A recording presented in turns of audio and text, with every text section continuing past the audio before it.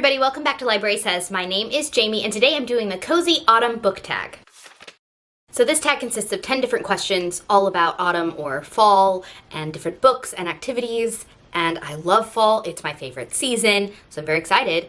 Let's do this. Number 1, what is a book that always reminds you of fall, autumn? For me, I've talked about this at length in the last few videos that I've posted, so I'm gonna link one up above, but that is A Discovery of Witches by Deborah Harkness. This is a book about a witch who is a professor at Oxford who calls up a forbidden manuscript from the Bodleian Library and sets forth a chain reaction of events that carry throughout the world of creatures, which includes witches, but also vampires and demons, and throws her into the path of Matthew Claremont, a very old, powerful vampire who also works at Oxford. It's the start of a trilogy, and there's spin-off works as well, and there's just something so quintessentially autumnal about being at the Bodleian in the fall semester, and of course it's about witches and vampires. I talk about this a little bit more in my fall book recs video, so that's up there if you want to go check it out, but it's very, very fallish. Number 2 is, what is your favorite autumnal book cover? There are a lot of really beautiful covers that sort of evoke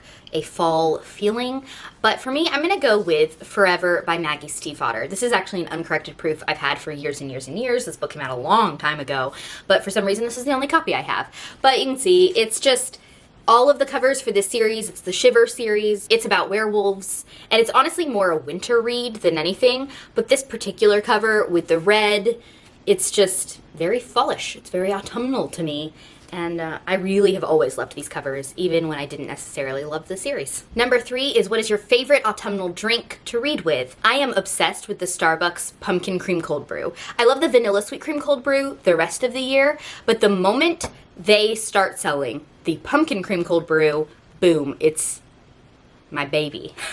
They actually started early where I live and started like the end of August, and I've had like 8 or something already this year. I just love it. I'm not a big spice, like pumpkin spice fan. I don't love cinnamon. The PSL or whatever has never been my jam, but the pumpkin cream cold brew is. Number 4, do you prefer to read late at night or early in the morning? Early in the morning. I am an early to bed, early to rise gal, always have been, and since I was in school, like high school at least, I would get up early to be able to read in the morning before school. I know that is very abnormal, and especially for teenagers, most of them sleep until the last possible second.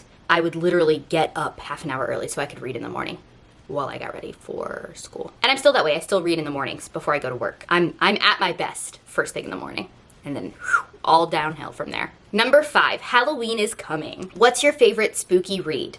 The scariest book I have ever read, or that I've ever had such a visceral reaction to, is The Shining by Stephen King. I know this is not a hugely original answer, but I haven't read a ton of horror, and this was the very first I ever read. I read it in college. I was like 18 or 19. It was the middle of the summer, sunny, and I was at my grandparents' house, and they went out. And let's just say there's a scene about hedge animals that I got to while I was at their house alone, and I had to go sit on the back porch because I couldn't be inside their house because it was creeping me out so bad, with my back up against the house on the porch, just staring for like 2 hours, waiting for my grandparents to come home because I was so freaked out. I loved it. I loved it. I should reread it. I've only read it the one time. I have this beautiful edition of it too that I'm obsessed with. But if you haven't read it, or if you haven't read any Stephen King, this is where you should start. Number 6, what's your ultimate comfort read? For me, this is actually an author more than it is a specific book, and it's Lisa Kleypas. She is the original historical fiction writer that got me into the genre back when I was maybe 16, and I have tons of her books, and there are certain books of hers that I have read over and over and over, and if I just need something to reread that I know will be comfortable and I will love, that's who I go to. For example, Tempt Me at Twilight. This is one of the books in my favorite Lisa Kleypas series, which is the Hathaway sibling series. It's about 4 sisters and a brother and their exploits. And this one is about Poppy, who has a hate-to-love, forced marriage with an American hotelier. Number 7, what is your favorite autumnal snack? I'm gonna go with apple cider donuts. There is a farm by my parents' house that does like pumpkin picking and hay rides and like a farm market thing. And they sell apple cider donuts that are killer. And I haven't had any this year, and that's pretty devastating because they're so good. Number 8, what's your favorite autumnal candle to burn while reading? This one for me has been the same for years and years and years, and it's nothing super original. It's the Bath & Body Works Pumpkin Pecan Waffles candle. They also have released it as the Thanksgiving morning candle, so if you get either of those, it's the exact same candle. They just call it 2 different things, I don't know, to sell more. But either way, it is amazing, and the moment I smell it, the memories of lying in bed reading and cozy, smelling that candle, like they just hit me. It's such an auto-sensory response for me. Like I smell that candle and I immediately have these like warm and cozy memories, and it makes me happy. Number 9, when you're not reading, what is your favorite autumnal activity? For me, this is being outside. I love the fall. It is my favorite season. But specifically clear, bright days, blue skies, where it's a little chilly and crisp and the leaves are all changing and are beautiful colors. And I either going for a walk in that or going for a drive in that.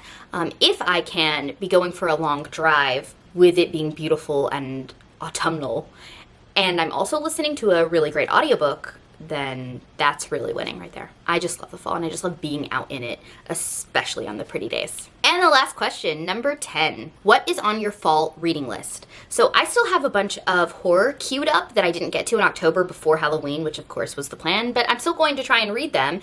3 specifically, which include The Nesting by C.J. Cook, which, if I remember correctly, is about, I think, an English woman who takes a post as a governess to 2 girls in this creepy house, of course, I think in Norway, and their mother has recently passed away, and you're trying to find out what happened to her, and maybe the house is haunted, and things are creepy, and of course that's not an original plot, right? Like you immediately think about the turn of the key or the turn of the screw, but I think it's going to be a slightly different take, especially with it being located in, I think, Norway. Then It Will Just Be Us by Joe Kaplan. This one is about a woman who lives in her old ancestral estate by herself, I think, and it is haunted, and that's a well-established fact.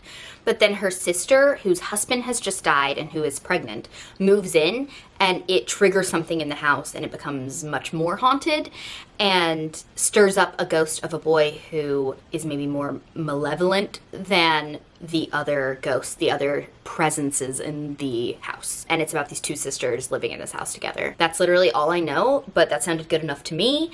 I love a good haunted house story, so I'm excited to give that one a go. And the last one is Small Spaces by Catherine Arden. This is actually middle grade and is about a girl who maybe doesn't quite fit in, who loves to read and is bullied for it.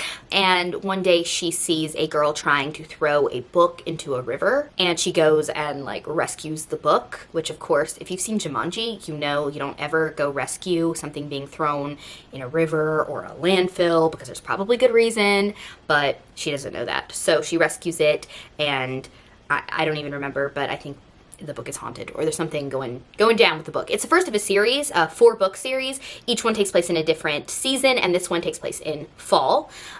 And it's got this cute and creepy cover, and I'm excited to give it a go. I haven't read a lot of middle grade horror. I think the only thing that comes to mind is the City of Bones, like that series by Victoria Schwab. Maybe this one's a little bit scarier. So that's it. That is my cozy fall book tag. Hopefully you got some ideas for some fall reads or some fall activities. I hope you're enjoying your autumn. And if you're watching this and you love autumn like I do, please give this video a go and let me know if you've posted it in the comments. I'll catch you guys in the next one.